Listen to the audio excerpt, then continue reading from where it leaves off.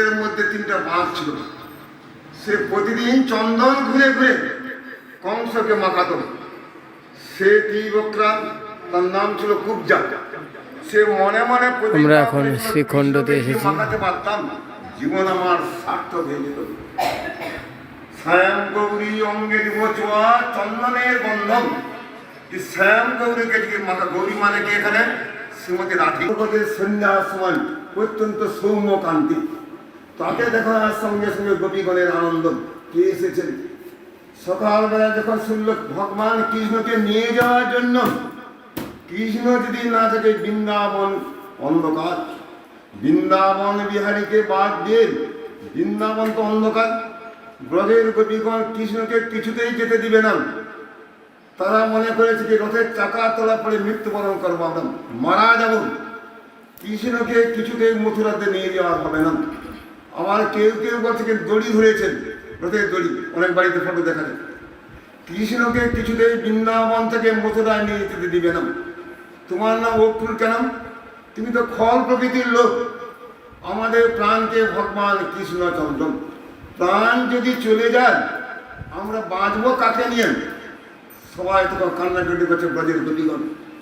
সেই সময় ভগবান কৃষ্ণ বলেছেন 3 দিনের জন্য মথুরায় যাচ্ছে ধনুর্যজ্ঞ উপলক্ষে, 3 দিন পরে আমি বৃন্দাবনে ফিরে আসবো। 3 দিনের কথা দিয়ে তিনি আর বৃন্দাবনে ফিরে এলেন না ভগবান কৃষ্ণচন্দ্র। যখন তিনি কৃষ্ণচন্দ্র মথুরাতে গিয়েছিলেন, সে কুব্জা তার মনোবাঞ্ছা পূর্ণ করার জন্য কি বক্তাতেন? শরীরের মধ্যে 3টা বাঘ। যার শরীরের মধ্যে 3টা বাঘ থাকে সে মেয়েকে কেউ কোনো কালে বিয়ে করে না। সঙ্গে সঙ্গে কৃষ্ণ যাওয়ার সঙ্গে সঙ্গে শয্যার মধ্যে বসিয়ে দিয়েছে ভগবান কৃষ্ণচন্দ্রকে। নিজের হাতে চন্দন ঘুরে ঘুরে, কুব্জার মতো কেউ চন্দন ঘুরতে পারত না। ভালো করে চন্দন ঘুরে গোবিন্দে সারাঙ্গে মাখিয়েছেন।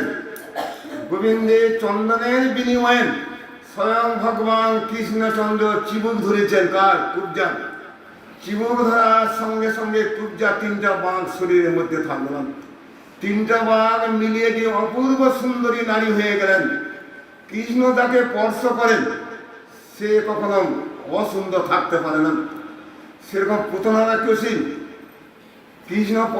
কৃষ্ণ তার যখন স্তনপান যখন করেছিলেন, সে পুতনারা কেসে যখন পুরানো হয়েছিল, তার সারা অঙ্গের চিমটি পুরা গন্ধ না বেরিয়ে তার সারা অঙ্গের অগরুর গন্ধ বেরোচ্ছে। কেন বেরোচ্ছে?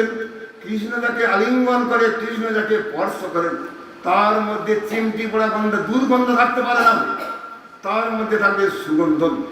এই নরহরি ঠাকুর তিনি চামর ঢুলিয়ে ঢুলিয়ে স্বয়ং গোবিন্দকে সন্তুষ্ট করেছেন, শ্রীমতী রাধারানীকে সন্তুষ্ট করেছেন। এখানে মুকুন্দ দত্তের স্থান। তার ছেলের নাম রঘুনন্দন।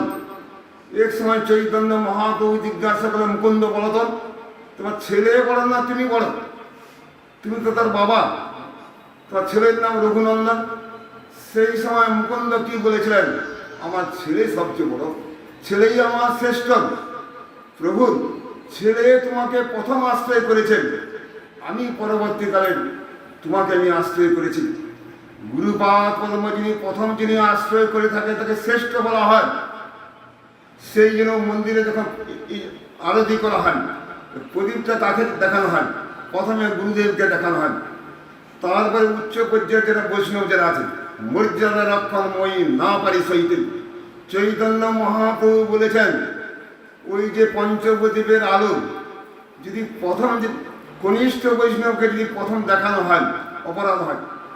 প্রথম দেখাতে হবে কি উচ্চ পর্যায়ে যারা বৈষ্ণব যারা আছে। সেই জন্য মুকুন্দ দত্ত তিনি কি বলেন? দেখুন, রঘুনন্দন আমার চেয়ে শ্রেষ্ঠ, সে আমার ছেলে ঠিকই, কিন্তু আপনাকে প্রথম সে আশ্রয় করেছেন। জগন্নাথ দেব গোবিন্দকে যারা প্রথম ভজন সাধন যারা প্রথম শুরু করেছেন, তাদের জীবন ধন্য। রঘুনন্দন ধন্য বলা হচ্ছে। মুকুন্দ দত্ত ভালো কীর্তন করতে পারত, সে সহজগণের মধ্যে কীর্তন করত, আর বৈষ্ণবগণের সঙ্গে কীর্তন করত মুকুন্দ দত্ত। চৈতন্য মহাপ্রভু বলছে, খবরদার এই জন্য আমার কাছে না আসে, যে সহজে দলেও কীর্তন করে আর বৈষ্ণবদের সঙ্গে কীর্তন করে মুকুন্দ। এর সঙ্গে আমার দেখা করা যাবে না। খড় কাটিয়ে বেঠান, এরা করে কি, যেদিকে বাতাস বয় সেই দিকে কীর্তনটা করা হয়। সেই সময় মুকুন্দ দত্তকে আমি দর্শন দেব না। মুকুন্দ দত্ত চৈতন্য মহাপ্রভু নিত্য পার্শ্বদ। ভক্তগণ বলছে, প্রভু মুকুন্দ দত্তের কীর্তন শোনার সঙ্গে সঙ্গে তো আপনার তো মনটা গলে যায়, তাহলে মুকুন্দ দত্তকে দর্শন কেন দিবেন না আপনি? মুকুন্দ দত্তকে আপনি দর্শন দিন। সেই সময় মহাপ্রভু বলেছেন কি, কয়েক হাজার কোটি বছর পরে আমি মুকুন্দ দত্তকে দর্শন দেব, এই জন্মে দর্শন দেব না মুকুন্দ দত্তকে, কয়েক হাজার কোটি বছর পরে। সেই এইটি কথা শোনার সঙ্গে সঙ্গে মুকুন্দ দত্ত আনন্দে নৃত্য করতে শুরু করলেন। হ্যাঁ, মহাপ্রভুকে হাজার কোটি বছর পরে আমি দর্শন করব, হাজার কোটি বছর পরে দর্শন করব। এটি শোনার সঙ্গে সঙ্গে মহাপ্রভুকে আনন্দ, তুমি আমার পার্শ্বদ, তুমি হাজার কোটি বছর পরে কেন দর্শন করবে? সঙ্গে সঙ্গে মুকুন্দ দত্তকে নিয়ে এলেন। মুকুন্দ গৌরাঙ্গের মুকুন্দ, মুকুন্দের গৌরাঙ্গ। মুকুন্দ দত্তকে দিয়ে বাদ দিয়ে গৌরাঙ্গ তিনি থাকতে পারেন না। রঘুনন্দন প্রভু কি জয়, জয় মুকুন্দ দত্ত কি জয়, জয় নরহরি ঠাকুর কি জয়, জয় চৈতন্য মহাপ্রভু কি জয়, জয় নিত্যানন্দ প্রভু কি জয়, জয় শ্রীখণ্ড কি জয়, জয় শ্রীখণ্ডের ভক্তবৃন্দ কি জয়, অনন্ত কোটি বৈষ্ণব বৃন্দ কি জয়। এই দক্ষিণ দাদাকে গলাধর, দক্ষিণেতে নরহরির মায়ের গলাধর, শিবাশঙ্কর নাচে গৌর সুন্দরী, পঞ্চদত্ত। দেখুন, শয়নে গৌর, স্বপনে গৌর, গৌর নয়নতারা, জীবনে গৌর, মরণে বলেছে নরহরি ঠাকুর। ওটি এর মধ্যে আছে। ভক্তি রত্নাকর গ্রন্থ, রত্নাকর, রত্নাকর থাকে কোথায়? রত্নাকর কিন্তু সহজে পাওয়া যায় না। কোথায় থাকে? গভীর সমুদ্রের মধ্যে ঝিনুকের মধ্যে রত্নাকর থাকে, ঝিনুকের মধ্যে রত্ন থাকে। সে ঝিনুক কুড়িয়ে কুড়িয়ে রত্নাকর আমরা পাই। মানকরের ব্রাহ্মণ, তিনি তার একমাত্র মেয়ের বিয়ে দিতে হবে। ঘরের মধ্যে টাকা পয়সা কোনো কিছু নাই। বর্ধমান জেলা মানকরের ব্রাহ্মণ, স্বয়ং শিব ঠাকুর, তুমি এক কাজ করে বৃন্দাবনে চলে যাও। একজন ধনী ব্যক্তি আছে, তার নাম কি সনাতন গোস্বামী পাদ। সেই সনাতন গোস্বামীর পাদের কাছে লাখ লাখ টাকা আছে। তুমি তার কাছে গিয়ে লাখ লাখ টাকা চাও, তোমার মেয়ের বিয়ে দিতে কোনো অসুবিধা হবে না। সঙ্গে সঙ্গে ব্রাহ্মণ বর্ধমান জেলা থেকে রওনা হয়েছেন কোথায়? বৃন্দাবনের উদ্দেশ্যে। সন্ধ্যাবেলায় বৃন্দাবনে উপস্থিত স্বয়ং সনাতন গোস্বামী পাদ প্রদীপ জ্বলেন, মদন মোহনে ধ্যান করে যাচ্ছেন। ধ্যান ভাঙার সঙ্গে সঙ্গে প্রশ্ন করলেন, তুমি কে? আমার কাছে কেন এসেছ? প্রভু, আমি বিরাট ধনী ব্যক্তি, একমাত্র মেয়ের বিয়ে দিতে পারছি না, টাকার হবেন, আপনার কাছে আবার সম্পত্তি আছে। সেই সময় সনাতন গোস্বামী পাদ তিনি কি বলছে, দেখুন আমার কাছে আবার কি সম্পত্তি থাকবেন? প্রতিদিন মাধু করে ভিক্ষা করে খাই, এই ঘর সেই ঘর, 3 ঘরে ভিক্ষা করতে যাই। যেই আটা পাই, আটা রুটি তৈরি করে মদন মোহনকে ভোগ লাগে আমি খাই। এক সময় মদন মোহন তিনি আবদার করেছেন, সনাতন রুটির মধ্যে লবণ তুমি দাও না কেন? লবণ বাদ দিয়ে রুটি খেতে খুব কষ্ট হয় আমার। সেই সময় সনাতন গোস্বামী কি বলেছেন, আজকে তুমি লবণ চাইবে আমার কাছে, 2 দিন পরে মাখন চাইলেন, ক্ষীর চাইলেন। আমি তো ভিখারি মানুষ, তোমাকে ক্ষীর দিব কি করে? তোমার লোভ বেড়ে যাবে। লবণ বাদ দিয়ে রুটি খেতে যদি খাও, নাহলে তোমার খাওয়ানো হবে না। এক সময় সনাতন গোস্বামী পাদ রুটি বানাতে গিয়ে রুটিটা পুড়ে ছাই হয়ে গেছে। যে রুটি আমরা খেতে পারি না, স্বয়ং মদন মোহন তিনি হাত বাড়িয়েছেন, হে সনাতন, যে রুটিখানা পুড়ে গেছে, ছাই হয়ে গেছে, সেই রুটিখানা আমি খেতে চাই, কারণ ওই রুটির মধ্যে তুমি প্রেম সহকারে রুটি বানিয়েছ। সঙ্গে সঙ্গে হাত বাড়িয়েছে। সেই সময় সনাতন গোস্বামী বলছে, ব্রাহ্মণ আমার কাছে তো কোনো কিছু নাই। হ্যাঁ, মনে পড়ে গেছে, একটি পরশমণি আমি লাভ করেছিলাম। যমুনা তীরে বালি খুঁড়ে, গর্ত খুঁড়ে বালু চাপা দিয়ে রেখেছি। সঙ্গে সঙ্গে ব্রাহ্মণ দৌড়ে গেলেন, পরশমণি আমার দরকার, পরশমণি দরকার আমার। মাটি খোঁড়ার সঙ্গে সঙ্গে পরশমণি বেরিয়ে গেল। পরশমণি হাতের মধ্যে বালা ছিল ব্রাহ্মণের, বালাকে স্পর্শ করার সঙ্গে সঙ্গে বালা হয়ে গেল সোনা। যত লোহাকে স্পর্শ করা যায় সমস্ত লোহাগুলো সোনা হয়ে গেল।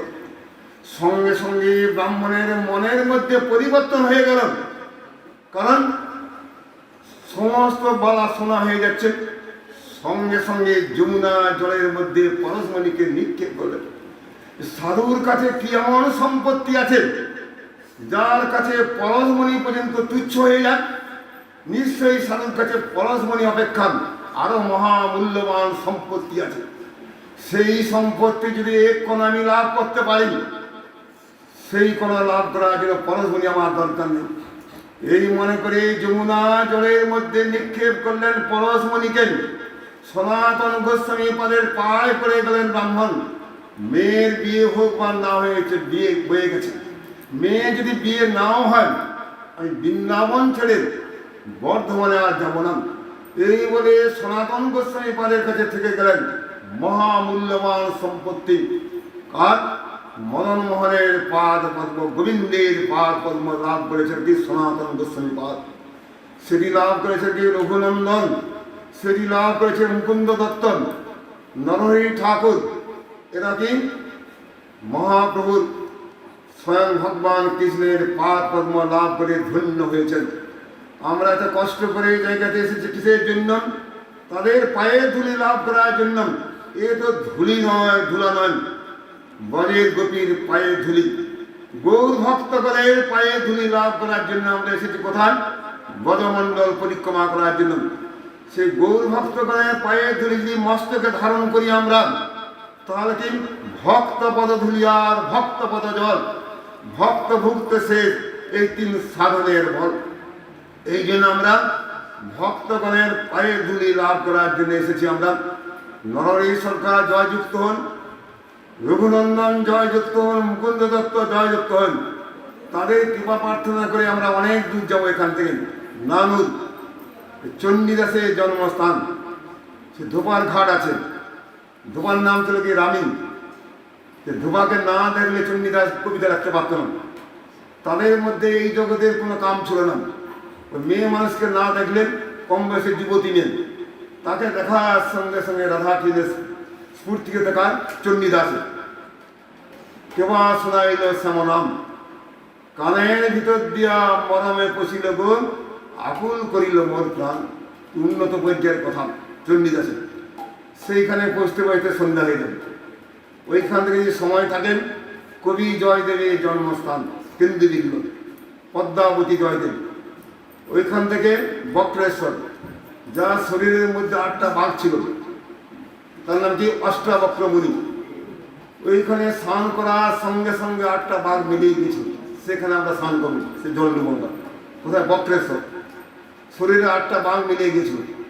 যার শরীরে খোঁজ পাঁজা আছে, পুকুরের জল যে মাথার মধ্যে দেওয়া খোঁজ পাঁজা থাকবে না। যাদের মধ্যে চুলকানি কাঠ আছে, হাত ধরে চুলকানি কাঠ আছে, চুলকানি সব ভালো হয়ে গেছে। এখানে যাওয়ার সঙ্গে সঙ্গে চুলকানি থাকবে না। বক্রেশ্বর, গরম জল কেন? বক্রেশ্বর ওইখানে সব অনেক জায়গা আছে। এখন জানিয়ে দিই। আর এখানে 3টে বাঘ বাকি থেকে যোগগ্রাম চৈতন্য মঙ্গলের রচন দাস ঠাকুর। এখন যাবো আমরা হরে কৃষ্ণ।